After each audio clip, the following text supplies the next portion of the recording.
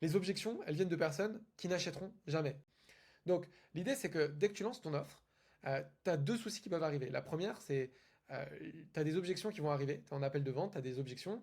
Et du coup, tu te dis, ah bah, si j'ai des objections, c'est que je suis pas en train de proposer ce que le marché veut. Donc, du coup, tu vas commencer à changer ton positionnement et ton offre bah, toutes les semaines, et parfois même à l'infini, tous les jours, tu vois. Donc, si tu te repositionnes à chaque fois que quelqu'un n'est pas intéressé par ce que tu fais, évidemment que tu peux pas réussir à vendre ton offre. Mais ça, si je te le dis, tu vas sûrement te dire, bah ok, je sais, c'est déjà évident. Ok, c'est peut-être évident et tu vas peut-être pas changer tous les jours. Mais si tu as du mal à vendre ce que tu veux vendre, que tu n'arrives pas à trouver ce qui déclenche les ventes facilement, bah à force, tu vas peut-être quand même, ça va ruminer dans ta tête et tu vas dire, ok, les gens qui achètent pas, pourquoi ils achètent pas, pourquoi ils achètent pas.